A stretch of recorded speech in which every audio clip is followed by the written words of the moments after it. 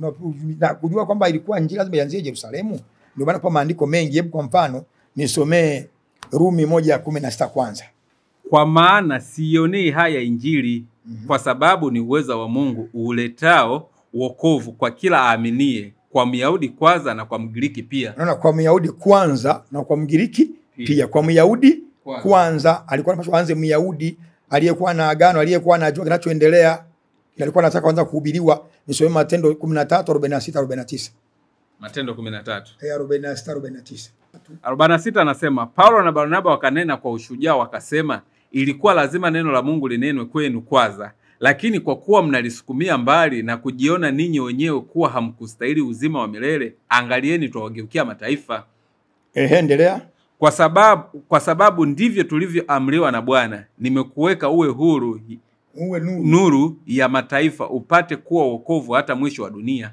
Umeona maneno hayo? Anamwambia Paulo ilibidi injili anze kuhubiriwa kwenu kwanza. Tumuulize Petro 3:25, Matendo hapo hapo.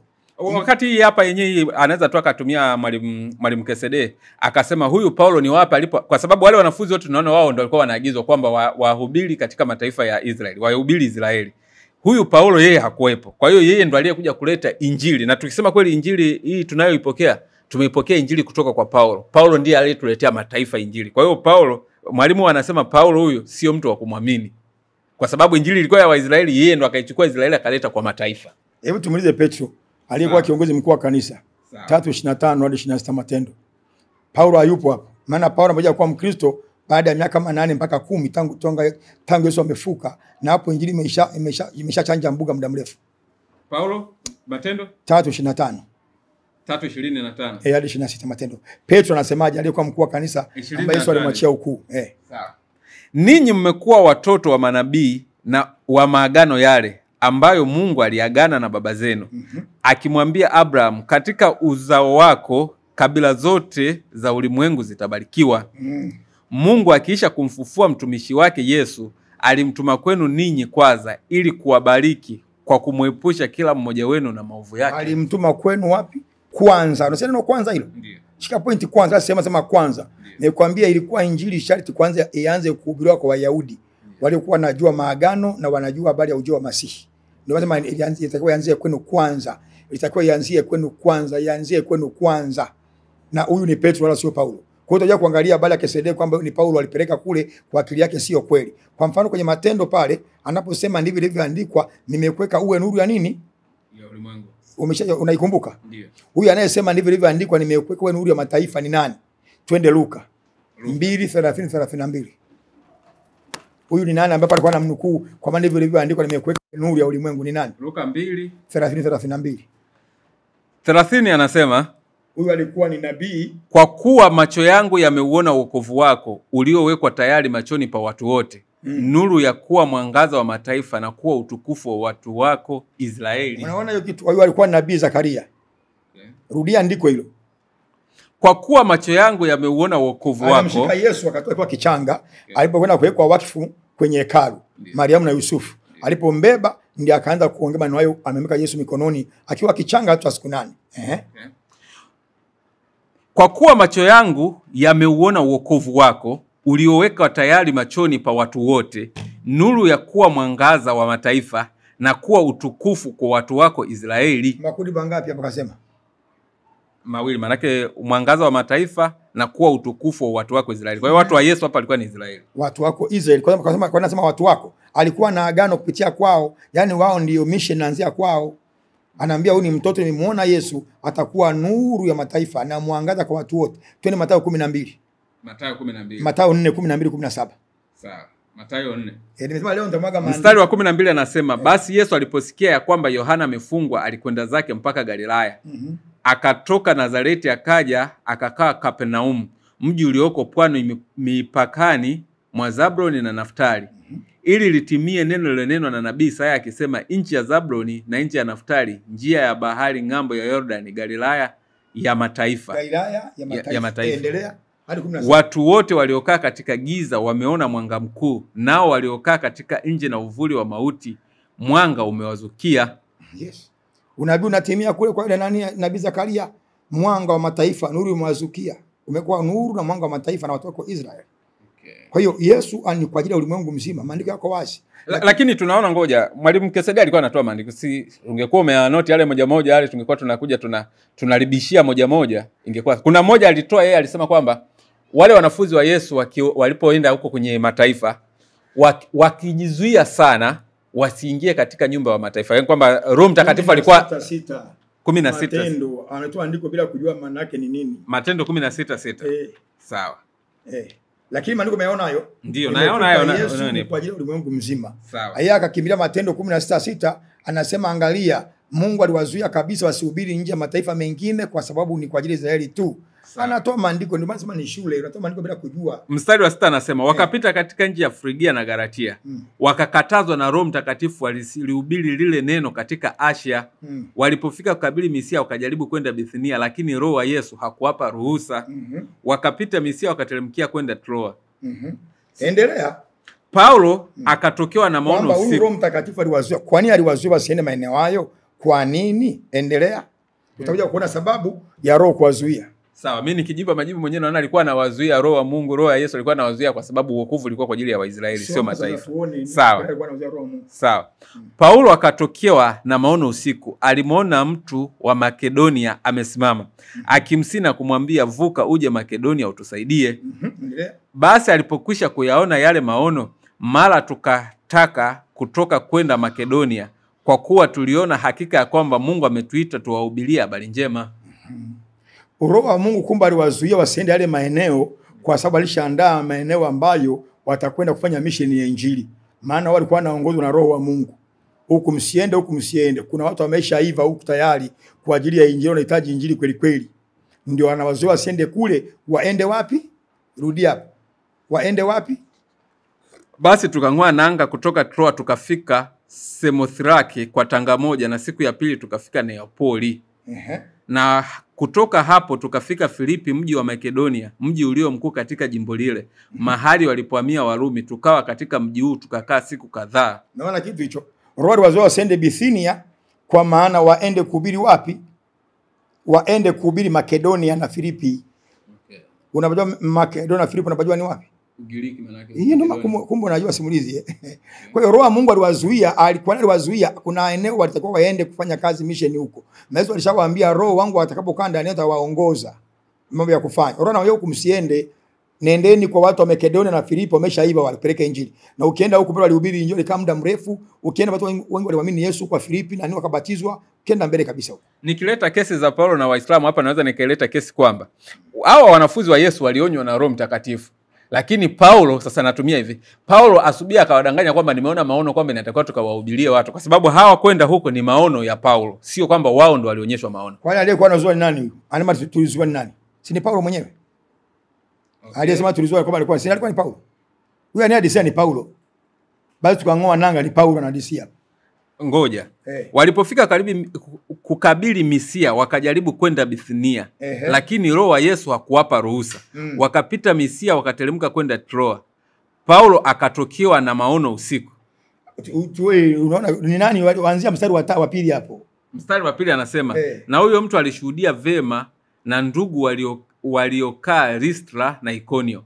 Paulo akamtaka huyo afuatane naye, akamtoa akamtahiri kwa ajili ya Wayahudi waliokuwa hapo pande zile, kwa maana wote walijua ya kuwa babaye ni Mgiriki. Endelea. Basi walipokuwa wakipita katika miji ile, wakawapa zile amri zilizoamriwa na mitume na wazee walioko Yerusalemu ili wazishike. Nani hapo? Naona hapa ni Paulo. Paulo na Timotheo. Kwa hiyo aliyekuwa kama tumezuiwa alikuwa ni Paulo alikuwa na Timotheo. Tulizuiwa tusiende maeneo hayo, lakini maono yakatokea, Roho akanionyesha tuende kuhubiri wapi. Ndio maana ukisoma kote Paulo alienda kuhubiri maeneo ambayo si ya Waisraeli. Sasa wewe unatoa andiko bila kujua, Roho aliwazuia. Kabisa kwa sababu gani? Hawa sio Waisraeli. Mbanga sema, unajua unapoongea vitu bwana msimulizi, ulimwengu wale ulioelimika ukaongea tu kwa faida yako mwenyewe ukadanganya watu, kesho atakuzomea, utaonekana huna maana. Ongea vitu nonsense, utakupuza tu. Usikate andiko likimalizwa utaonekana wewe unajiaibisha. Hiyo yote alikuwa kuonyesha kwamba Yesu husu watu wote ili aweze kuuza biashara Muhammad. Hiyo ndio point yake kubwa. Ni kuponda huku, sio angalia huku, ponde maandika vigiza atupe huku, lenga msamishe Muhammad kama asimame hivi. Kitu ambacho hakiwezekaniki. Sawa mwalimu, tunaweza tukarudi kwenye kwenye nadhiri za Ismaili na Isaka. Nakuja huko. Hiyo ni sehemu ndogo sana. Kwa tunamaliza hapa, alijaribu kukataa, lengo ni kudanganya kwamba Yesu amekuja kwa ajili ya wana wa Israeli. Sasa tunamaliza kwanza hapa. Sawa. 8:12 soma Yesu anasemaje? 8:12 kitabu gani? Yohana 8:12. Yesu anasemaje mwenyewe? Sawa. Nimesema leo nitamimina maandiko. Mstari wa 12 anasema, basi Yesu akawaambia tena akasema, mimi ndimi nuru ya ulimwengu, yeye anifuataye hata kwenda gizani kamwe, bali atakuwa na nuru ya uzima. Yesu anasema yeye ni nuru ya Israeli? Ya ulimwengu. Kwa ulimwengu mzima ni Israeli? Hapana. Yesu anasema yeye ndiye nuru ya nini? Ya ulimwengu. Yesu yuko wazi, yale maandiko yako wazi, Yesu ndiye nuru ya ulimwengu. Sasa nitamimina maandiko mengi sana leo. Ndio. Mengi tu. Sio nakuwa nasema sitoi maandiko. Yaani nitatoa maandiko mpaka watalewa maandiko. Yaani maandiko yatawalewesha wingi wake. Wakati tunatoa hayo maandiko vile vile tutolee na yale ambayo Yesu mwenyewe anakuwa anasema anaenda Israeli. Tena anachanganya, anasema ulimwengu mzima. Nimeshaeleza vizuri kwa nini Yesu alikuwa anasema sikutuma, sababu alitakiwa mission ianzie wapi? Sio masimuzi unasahau. Alitakiwa mission ianzie wapi? Israeli. Nimeshaeleza vizuri sana kule nyuma. Hebu nisomee tuangalie Yesu mwenyewe wakati mission imeshaanza kukolea sasa.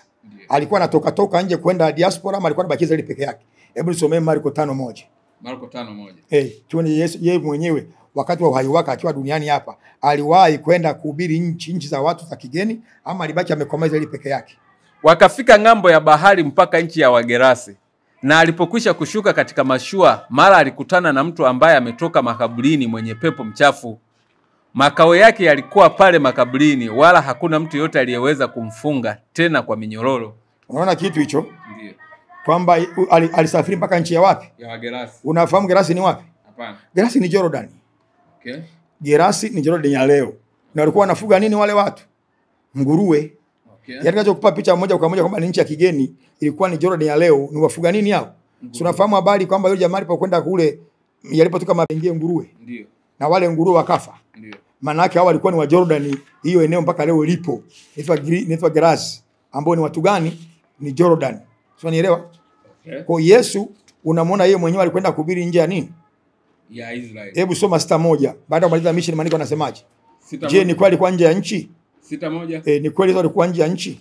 6:1 hiyo. Sawa. Marko.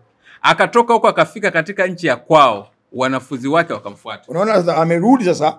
Kama bwana simuzi umesafiri kwenda nchi za watu, narudi wanakufuata nyumbani jamaa zako, ndugu zako. Yesu aliposafiri wanafunzi wake wanampokea Yesu wao. Anatoka ugenini kuhubiri injili Yesu.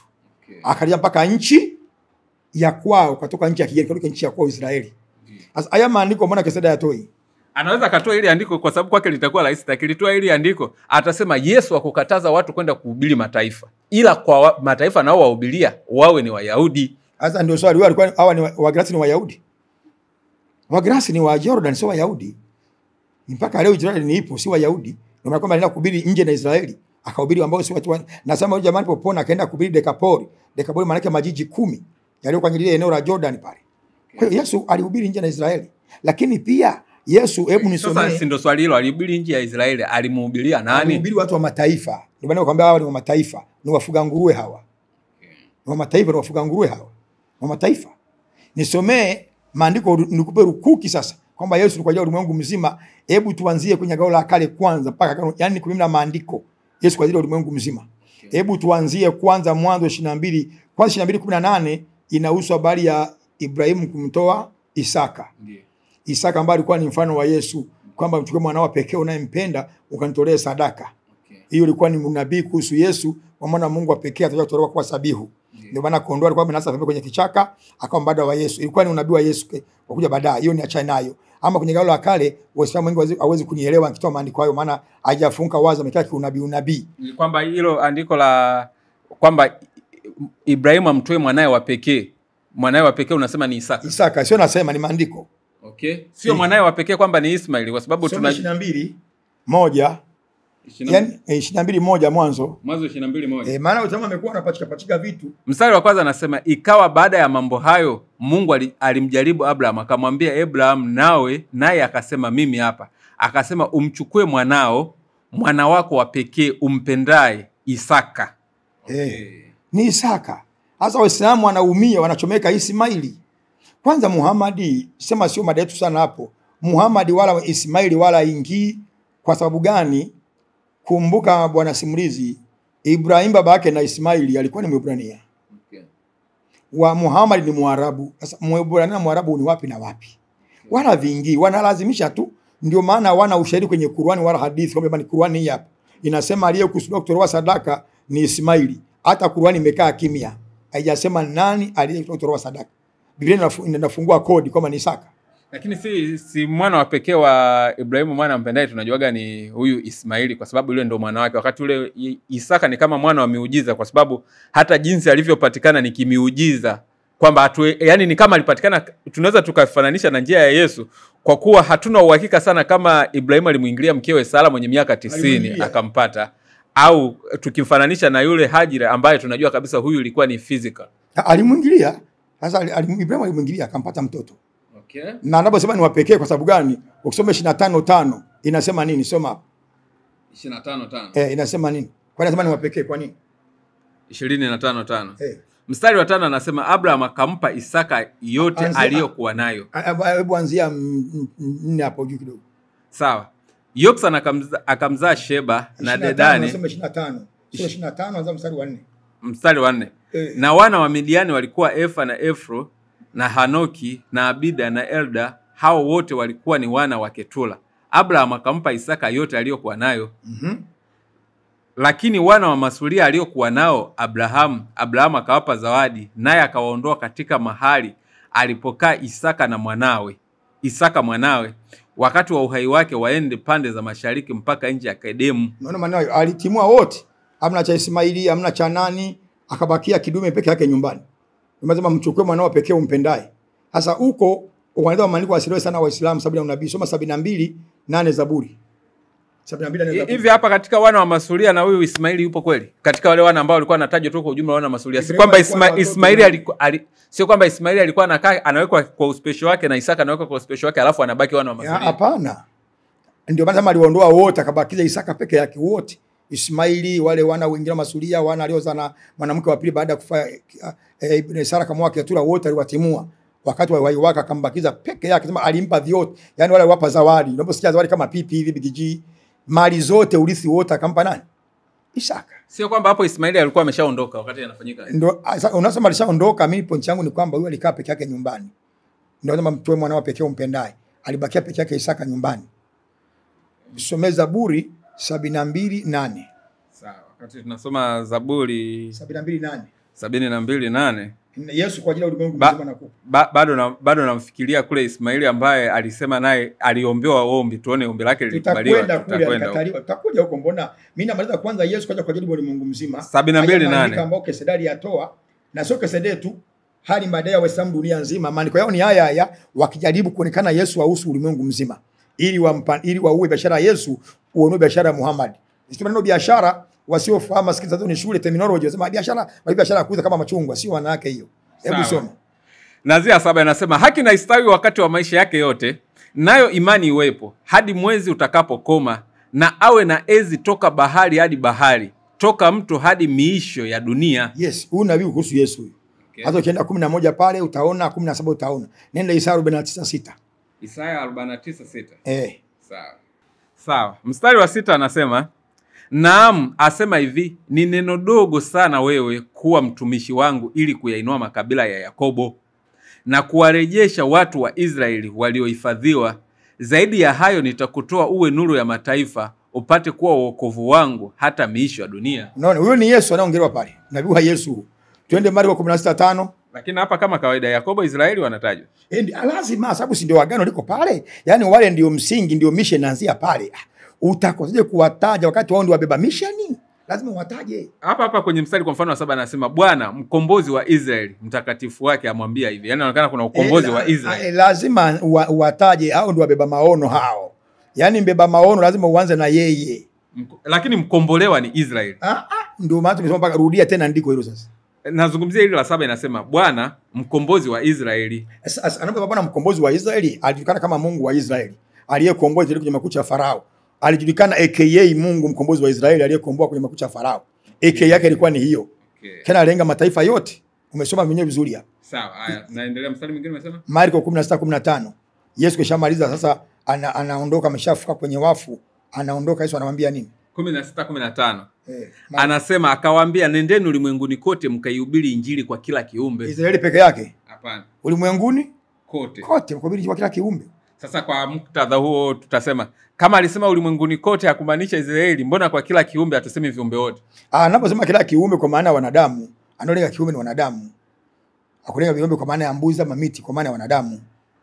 Nenda Mathayo. Ulimwenguni kote ni kote, ila viumbe wote sio wote. Viumbe sio wote, kwa maana kama viumbe ina maana jiwe, udongo, kwa maana viumbe analenga watu. Sawa. Nenda Mathayo 8:11. Mathayo 8:11. Mstari wa 11 anasema, nami nawaambieni ya kwamba wengi watakuja kutoka mashariki na magharibi, nao wataketi pamoja na Abrahamu na Isaka na Yakobo katika ufalme wa mbinguni. Anawaambia Waisraeli wengi kutoka mashariki na magharibi na wapi? Sasa kwa sema kesede mashariki ni Arabuni. Ndio. Watakuja ukete kwenye ufalme. Maana wanahusu ulimwengu mzima watakuja. Soma hiyo 12:18 Mathayo 12:18 hadi 21. Sawa. Mstari wa 18 anasema, nimesema leo nitamimina tazama mtumishi wangu niliyemteua, mpendwa wangu, moyo wangu uliyependezwa naye, nitatia roho yangu juu yake, naye atawatangazia mataifa hukumu. Mpaka 21. Hata teta wala hata paza sauti yake, wala mtu hata sikia sauti yake njiani. Mwazi uliopondeka hata vunja, wala utambi utoao moshi hata uzima, hadi ailetapo hukumu ikashinda. Na jina lake mataifa watalitumainia. Huyo ni Yesu. Na kuna andika alitoka kwenye Isaya 42, utakuja kuona hiyo mtumishi wangu niite utambi juu yake, hata teta utaliona kwenye 42 aliyotoa Isaya. Yaani kama ni kesi alisaidia upelezi vizuri sana mwenyewe kwenye 42 Isaya. Wana wa Kedari mshangilie Kedari, vijiji vya Kedari sasa sema hii ni Arabuni. Yaani amesaidia kama ni kesi, amesaidia upelezi sana, akisaidia utaona ile andiko linavyosema vizuri sana kuhusu Yesu. Sawa. Soma 24:14 Mathayo hiyo 24:14. Mstari wa 14 anasema, tena habari njema ya ufalme itahubiriwa katika ulimwengu wote. Israeli peke yake kuwa ushuhuda wa mataifa yote. Sasa, hapo ndipo ule mwisho utakapokuja. Huyo ni Yesu. Habari njema itahubiriwa ulimwenguni kote kwa mataifa yote. Okay. Sasa mtu anakurupuka maandiko yaoni, anakwenda kutoa maandiko mtashabiati yale ambayo yanaelezea Yesu akiwa Israeli kama sehemu ya mission. Yohana 4:42. Yohana 4:42. Nimesema leo nitamimina maandiko tu mpaka useme inatosha. Yanaodhibitisha Yesu kaja kwa ulimwengu mzima. 42 anasema Yohana 4. Wakamwambia yule mwanamke, sasa tunaamini wala si kwa sababu ya maneno yako tu. Na hapo Yesu, maana sisi tumesikia wenyewe tena tunajua. Kwanza 39 kwanza. Katika mji ule wa Samaria wengi walimwamini kwa sababu ya neno la yule mwanamke. Katika mji gani? Samaria. Samaria, kumbuka sio Waisraeli hawa. Ndio. Walikuwa ni watu wa mataifa kutoka Iraki ya leo, ilikuwa Babeli. Huo. Aliyeshuhudia kwamba aliniambia mambo yote niliyoyatenda. Basi wale wa Samaria walipomwendea walimsia kae kwao, naye akakaa huko siku 2. Swali, kama Yesu usikina watu wa mataifa, kwa nini alikaa kule siku 2? Alikuwa anacheza dance hapo. Endelea. Watu wengi sana wakaamini kwa sababu ya neno lake. Wakamwambia yule mwanamke, sasa tunaamini wala si kwa sababu ya maneno yako tu. Maana sisi tumesikia wenyewe tena tunajua ya kuwa hakika huyu ndiye Mwokozi wa ulimwengu. Mwokozi wa Israeli. Ulimwengu. Wa ulimwengu. 17:3 Yohana. Mimi nasema leo na mimi na maandiko yanayoonyesha Yesu kaja kwa ulimwengu mzima. 17:2 Yohana. Kama vile ulivyompa mamlaka juu ya watu wote, ili kwamba wote uliompa awape uzima wa milele, na uzima wa milele ndio huu, wakujue wewe Mungu wa pekee wa kweli na Yesu Kristo aliyemtuma. Ukianzia 1 Yesu akiona macho yake juu, kama ulivyompa mamlaka juu ya wote wenye nini? Wenye mwili. Kama ulivyompa mamlaka juu ya wote wenye nini? Wenye mwili. Sasa muulize kesedi na Waislamu. Waarabu wana mwili, wana magamba? Wana mwili. Yesu anahusiana na watu wenye nini? Wenye mwili. Mstari wa 4 anasema, nimekutukuza duniani nikiwa nimeimaliza kazi ile ulionipa niifanye. Ndiyo, ya ukombozi. Kwa Yesu ana mamlaka juu ya wote wenye nini? Wenye mwili. Kama Yesu anahusiana na mataifa, Waarabu, wazungu, wa Afrika, muulize sisi tuna mwili, tuna magamba? Miili. Yesu anahusiana na sisi. Haya, nisomee Yohana wa kwanza. Maana anasema aliyeongea Yesu kwa mataifa yote ni Paulo. Tumeona Yesu mwenyewe anadhibitisha kwa kauli yake na ameenda kuhubiri kwenye mataifa mengine ambao si Waisraeli. Hebu tumuone Yohana wa kwanza 2:2. Mstari wa 2 anasema, naye ndiye kafara ya upatanisho wa dhambi zetu, wala si kwa dhambi zetu tu, bali na kwa dhambi za ulimwengu wote. Huyo ni Yohana, ni kwa ajili ya sio kwa ajili ya kafara kwa dhambi zetu, anaongea kwa maana wa Israeli. Nimekwambia wanaanza wao. Hawa ndio kituo cha mission. Na si kwa ajili yetu wa Israeli peke yetu, bali kwa ajili ya dhambi za ulimwengu wote. Soma hiyo 4:4, hiyo Yohana 4:4. waraka wa kwanza wa Yohana 4:4. Ninyi watoto wadogo mnatokana na Mungu, nanyi mmewashinda, kwa sababu yeye aliye ndani yenu ni mkuu kuliko yeye aliye katika dunia. Asante sana. Huyo ni Yesu anayekuwa ndani ya watu walioamini. Nenda Ufunuo 7:9. Sawa. Ufunuo 7:9. Mstari wa 9 anasema, baada ya hayo nikaona, anza mstari wa kwanza tupate raha. Baada ya hayo nikaona malaika wanne wamesimama katika pembe 4 za nchi, wakizizuia pepo 4 za nchi, upepo usivume juu ya nchi wala juu ya bahari wala juu ya mti wote. Uendelea mpaka mstari wa 9. Nikaona malaika mwingine akipanda kutoka mawio ya jua, akiwa na muhuri wa Mungu aliye hai, akawaita kwa sauti kuu wale malaika wanne waliopewa kuidhuru nchi ya bahari, akisema, msiidhuru nchi wala bahari wala miti, hadi tutakapokwisha kuwatia muhuri watumishi wa Mungu wetu juu ya vipaji vya nyuso zao. Nikasikia hesabu yao waliotiwa muhuri katika kila kabila la Waisraeli, watu 1,144. Wanasema jamani, naona andiko hili, wanaotoa muhuri kuingia peponi wa Israeli peke yao, maana wengine nyinyi Yesu hawahusu. Wa Israeli peke yao. Wanasoma na katika mstari wa 8. Sasa wewe ndio kama tuanzie juu tupate picha. Watu 1,144 wa kabila la Yuda 12,000 waliotiwa muhuri, wa kabila la Rubeni 12,000, wa kabila la Gadi 12,000, wa kabila la Asheri 12,000, na wa kabila la Naftali 12,000, na wa kabila la Manase 12,000, wa kabila la Simeoni 12,000, na kabila la Lawi 12,000, wa kabila la Isakari 12,000, wa kabila la Zabuloni 12,000, na wa kabila la Yusufu 12,000, wa kabila la Benyamini 12,000 waliotiwa muhuri. Wanaishaga hapo. Unaona? Wanaokwenda peponi waliotiwa muhuri ni watu 140,000, kila kabila 12,000. Nyinyi Yesu haustakibiri. Allahu akbar. Sasa wasojua Waislamu sema jamani, Sheikh anajua maandiko, huyu ni mwalimu kweli huyu. Mwenyezi Mungu amjalie maisha marefu jamani. Wakisha wasome wanaishaga hapo. Lakini hata mimi mwenyewe kunaona kweli kumbe wanaoenda ni Waisraeli, na tena wametajwa kwa makabila, mpaka nikaa najiuliza ile andiko tulilopewa na Paulo kwamba na sisi tumekuwa Waisraeli, yani tumekuwa taifa lile, tumekuwa taifa teule, na tumekuwa wazawa wa Abrahamu. Vipi hawa wanatajwa kabisa kwa majina yao specific? Shuka chini sasa, ameona naonyeshwa watakwenda kwenye uzima wa milele peponi. Tena Israeli kataja wadogo tu 12,000 kila kabila, 12,000 tu kila kabila. Endelea mstari, endelea. Baada ya hayo yepi? Ya wale wa Israeli ndio 12,000 kila kabila. Ndio alikuwa anaonyesha atakaoingia peponi Yohana, baada ya ile move kutoka ya hawa wengine wa Israeli. Na nimekwambia kila kitu lazima aanze Israeli, ndiye kituo cha mission. Sawa. Baada ya hayo nikaona, natazama mkutano mkubwa sana ambao hapana mtu awezaye kuhesabu. Wale wa kila taifa. Kula alihesabu 140,000 watu wadogo sana. Ila huu mkutano ni utitiri wa watu, ni mchanga wa pwani, hata kuhesabu uwezi.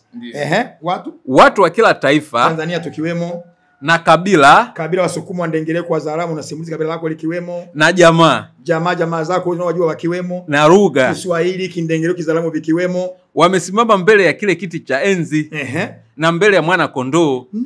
Wamevikwa mavazi meupe, wana matawi ya mitende mikononi mwao, wakilia kwa sauti kuu akisema, wokovu una Mungu wetu aketie katika kiti cha enzi na mwana kondoo. Neno maneno. Kwa hiyo wanaoingia na watu wa mataifa wanaingia kwenye mbingu, maana Yesu anawahusu. Umeona bwana simulizi? Maandiko yako wazi. Lakini wakisoma wanaishia mstari wa 8 tu. Huku chini hawaendi.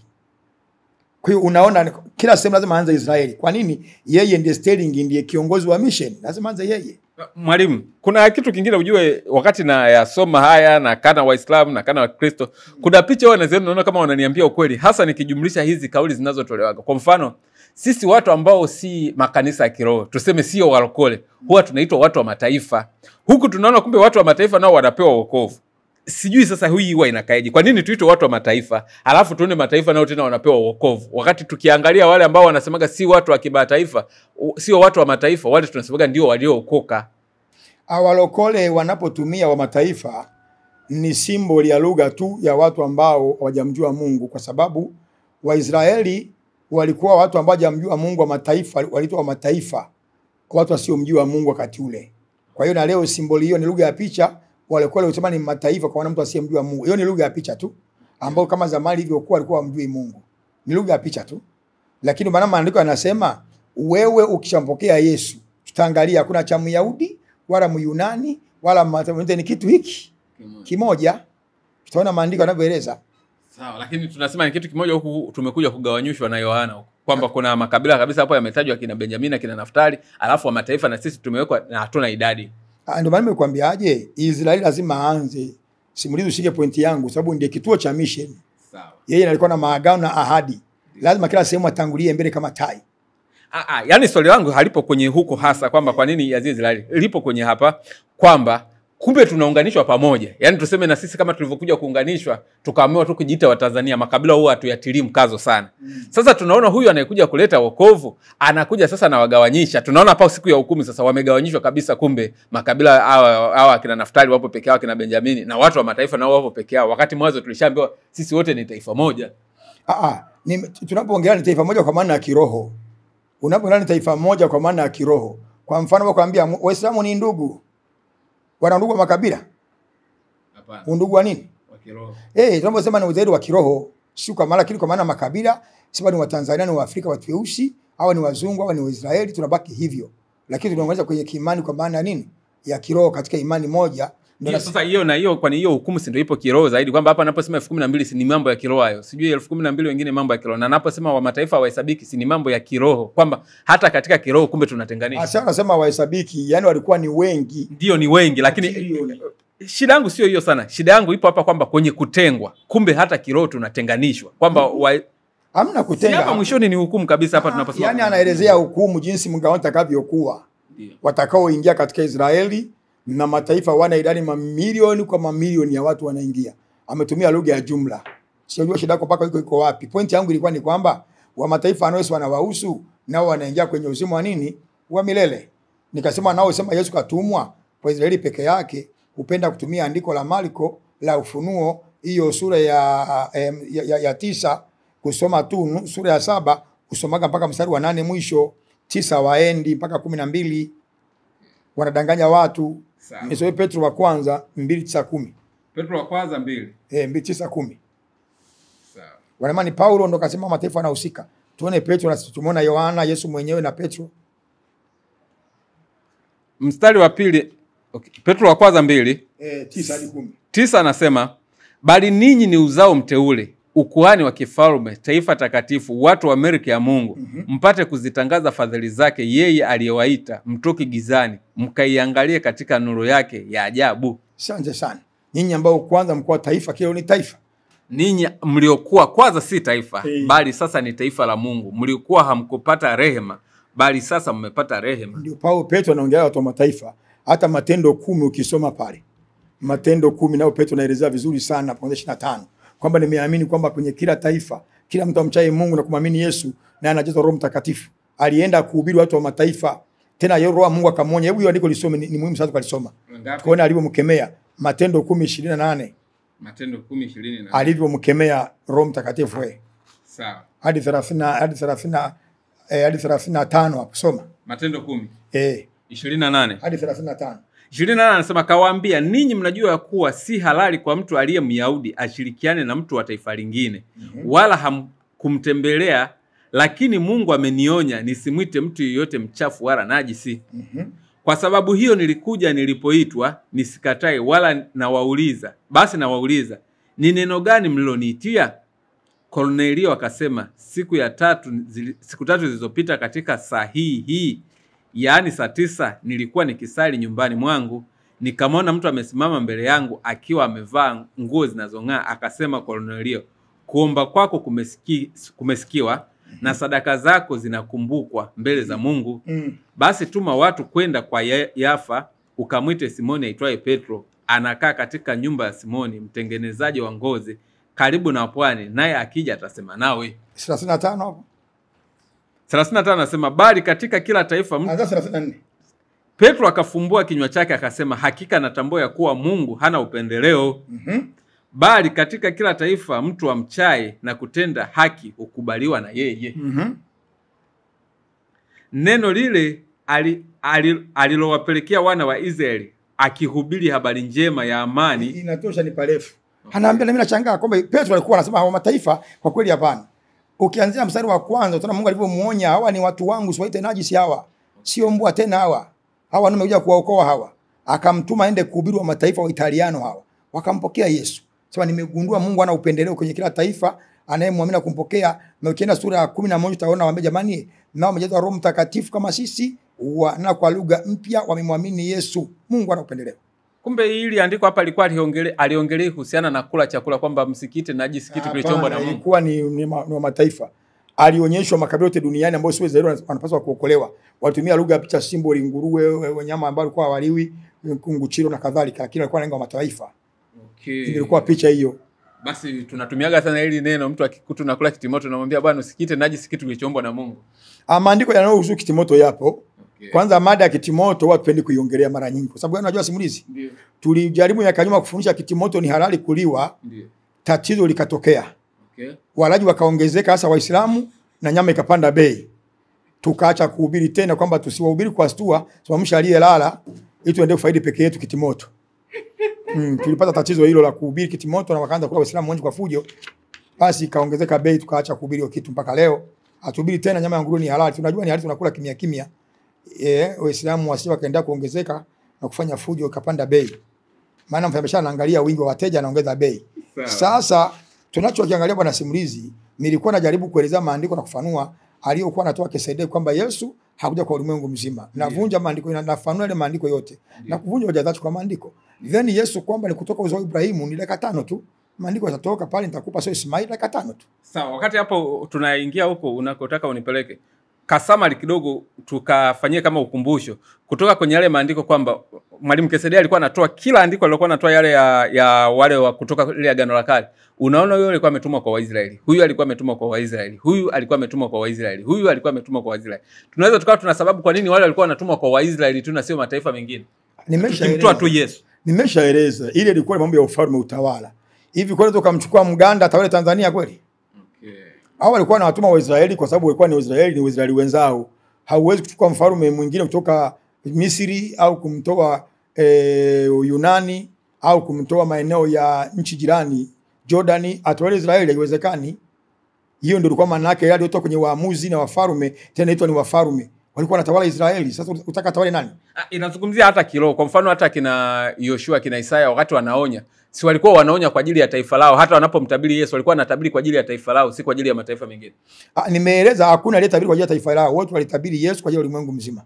Hakuna nabii aliyetabiri kwamba ni kwa ajili ya taifa letu tu, hayupo.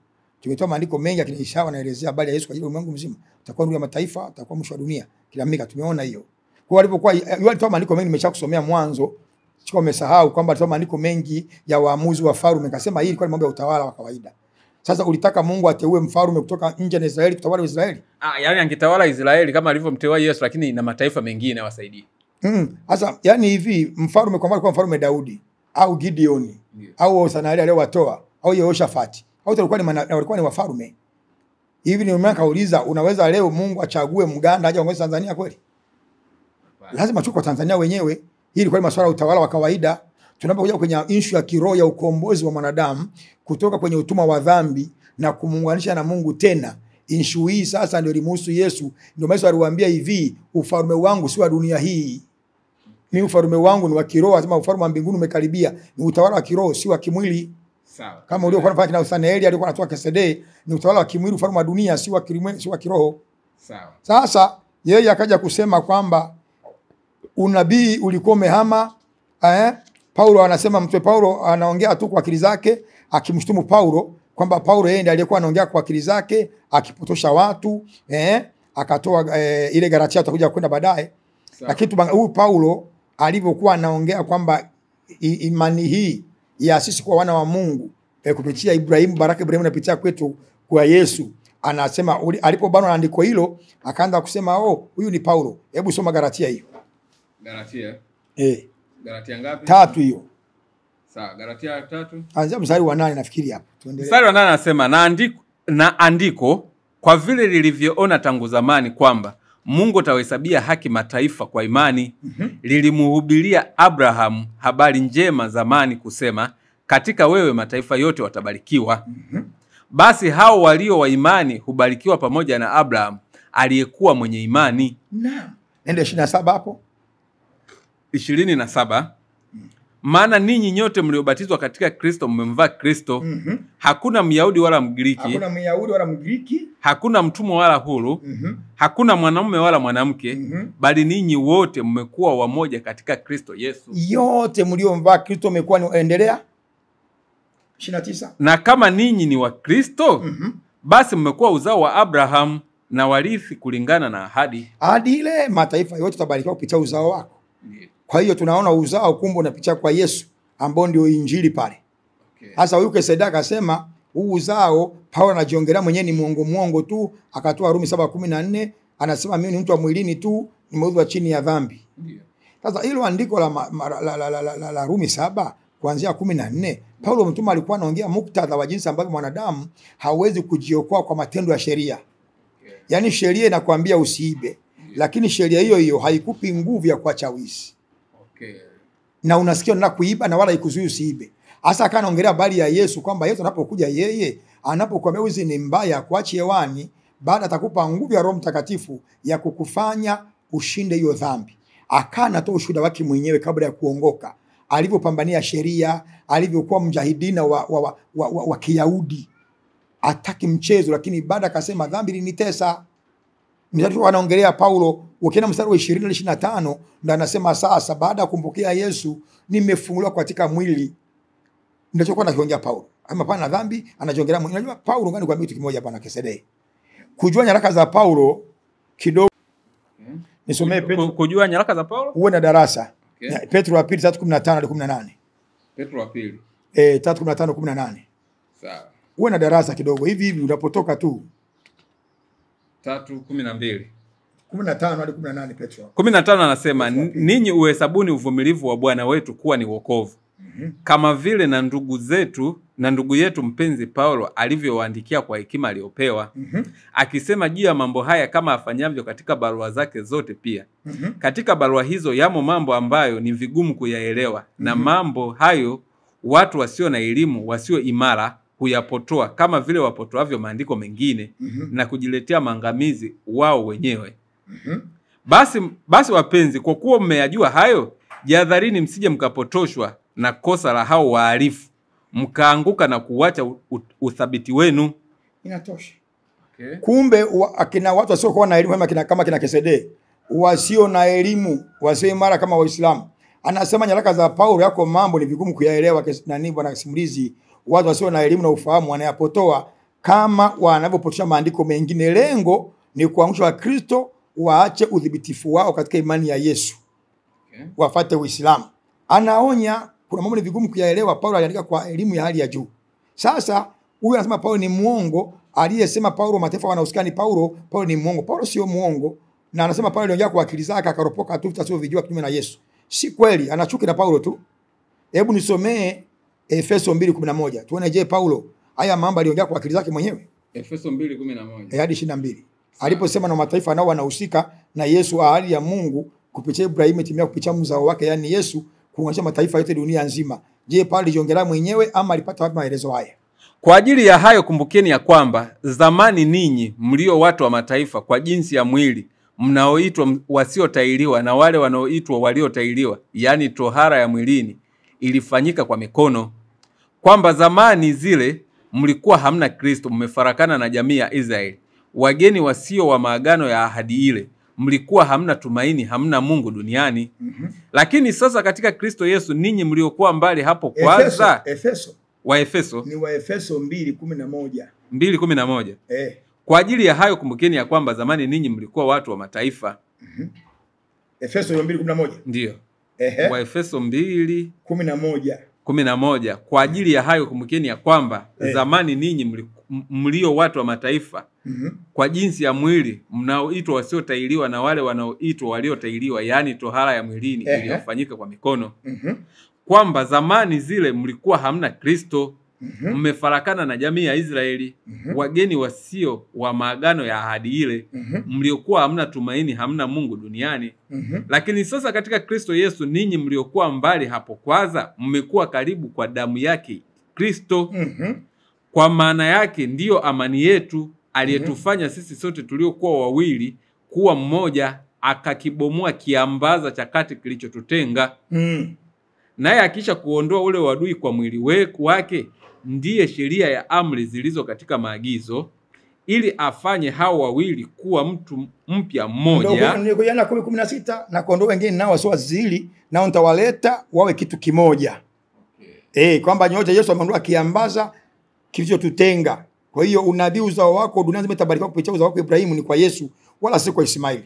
Kwamba aliondoa kile kiambaza tukawa kitu hiki kimoja. Ndio Galatia 3:27, yote imekuwa kitu hiki kimoja. Nisomee 3:1-9 hiyo. 3:1-9.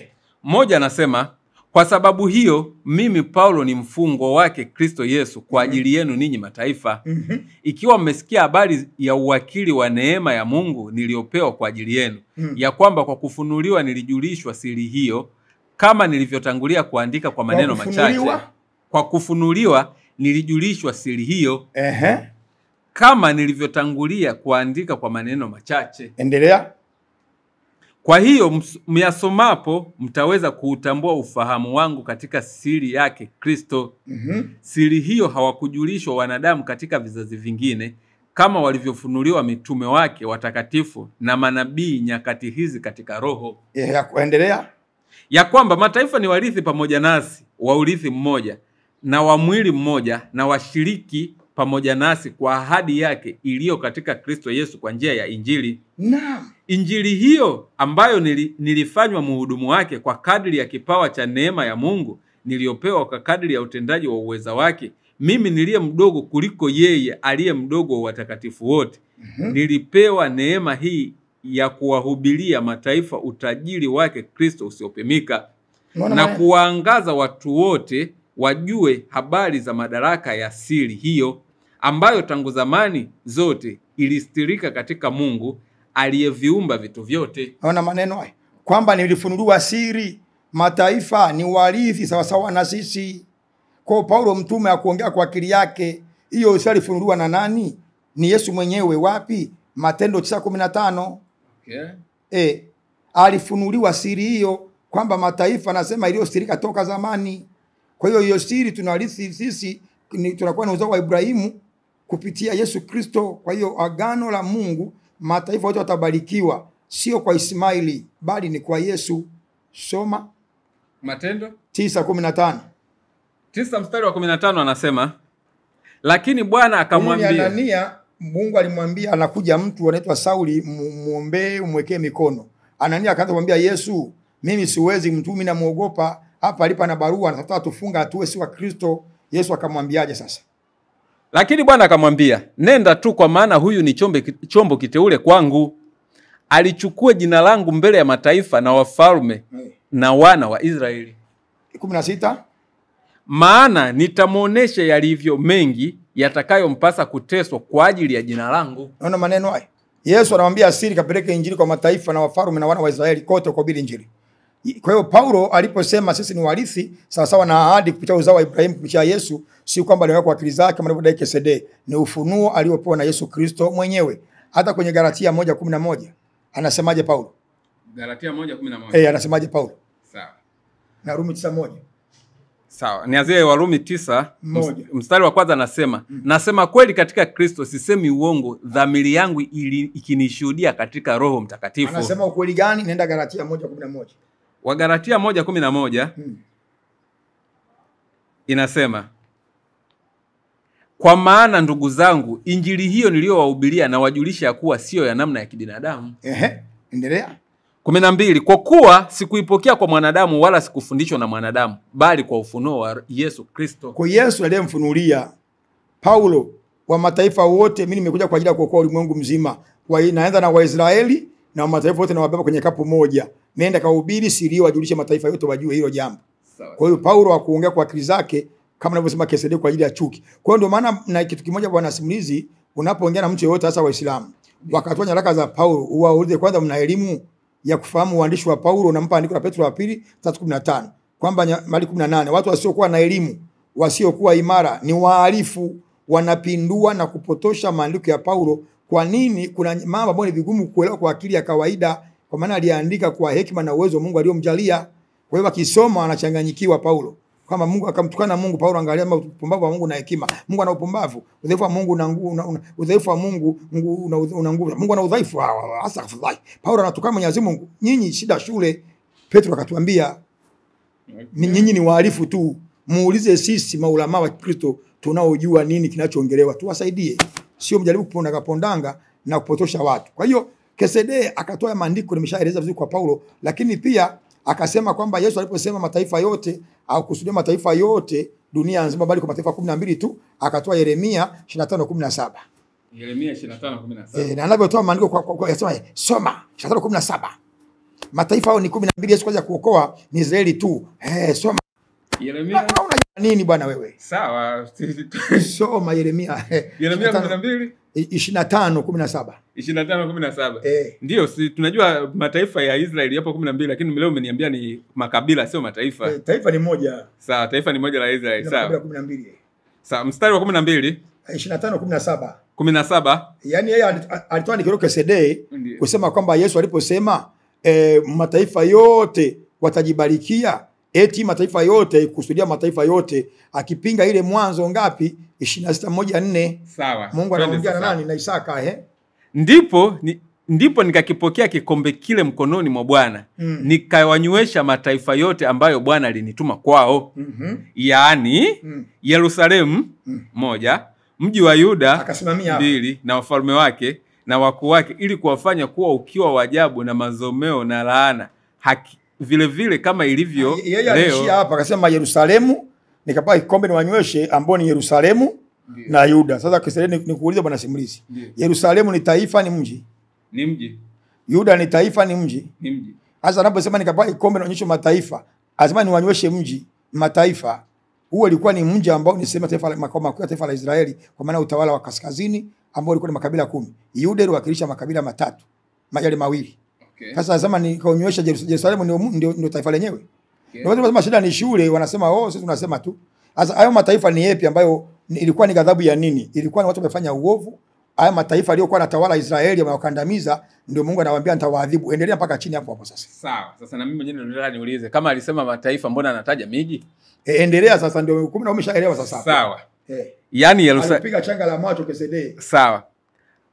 Yaani sawa, naanza tena. Ndipo nikakipokea kikombe kile mkononi mwa Bwana, nikawanywesha mataifa yote ambao Bwana alinituma kwao, yaani Yerusalemu. Sasa tusimlaumu Kesede peke yake, kama amesema nimeonyesha mataifa yote alionituma kwao, yaani Yerusalemu. Angejiuliza swali moja Kesede kama unafahamu. Yerusalemu ni taifa, ni mji, ni mji. Sasa waandishi wa Biblia wenyewe. Sio waandishi, sio ndio wamesema mataifa yote, yaani Yerusalemu. Yaani angejiuliza angepata jawabu. Endelea sasa. Sawa, ngoja niendelee moja kwa moja. Yaani Yerusalemu na miji ya Yuda na wafalme wake na wakuu wake, ili kuwafanya kuwa ukiwa na ajabu na mazomeo na laana, vile vile kama ilivyo leo. Sasa hayo mataifa, huyu ni Yeremia, anaandika ujumbe huu. Tayari Yuda iko utumwani, imeshapelekwa utumwani Babeli. Yale nchi zake, maeneo yake, mataifa jirani yamegawana, yanakalia ile nchi. Wanakalia Yerusalemu, wanakalia Yuda, walikuwa wanakalia na mji ulikuwa unaitwa nini ule mwingine ambao sasa unaitwa Samaria, walikuwa wanakalia mataifa mbalimbali. Wenyewe wako utumwani kule. Maana walikuwa wanachukua Israeli wakapeleka kwenye nchi zao, alafu akachukua watu, yani kama hivi, sisi tuvamie Kenya, tuikalie Kenya, alafu chukua wa Kenya tuwalete Tanzania, na wa Kenya wote watoke kwao waje Tanzania, alafu Kenya tupeleke wa Tanzania. Walikuwa wanafanya hivyo wale jamaa. Sasa hiyo mataifa Mungu aliyoalenga yanywe kikombe cha ghadhabu ni mataifa gani? Ameyataja ndio 18 hapa.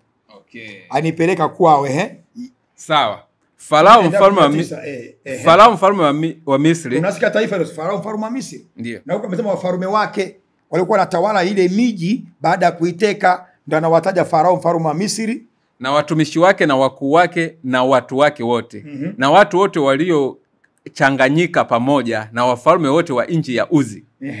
Na wafalme wote wa nchi ya Wafilisti. Na Ashkeloni na Gaza na Ekroni na mabaki ya Ashdodi. Edom na Moabu na wana wa Amoni 22 na wafalme wote wa Tiro. Inatosha. Hawa ndio alisema atapeleka kikombe wanywe mataifa haya yaliyokuwa ameteka Yerusalemu, amekalia miji yake. Okay. Sasa wenye kurupuka mataifa ni Israeli tu. Angalia hiyo taifa, yani Yerusalemu. Yerusalemu taifa si mji. Okay. Angepata picha chini. Kisa nimekwambia Kesedea na lengo nimekwambia la kuua biashara ya Yesu, akuze biashara ya Muhammad. Kwa hili hapa, hili nimekupata kwamba kwa mfano mataifa kama 6 hivi yao yanatawala nchi moja kama Tanzania.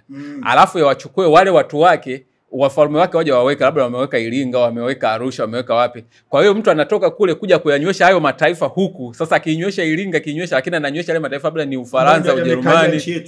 Tunaona sasa mbona hapa alikuwa ananywesha mikoa, kumbe alikuwa anawanywesha wale kwa kuwa yale ndio mataifa alikuwa amekaa. Yamekaa kama ilivyokuwa zamani, alikuwa amekaa Uingereza.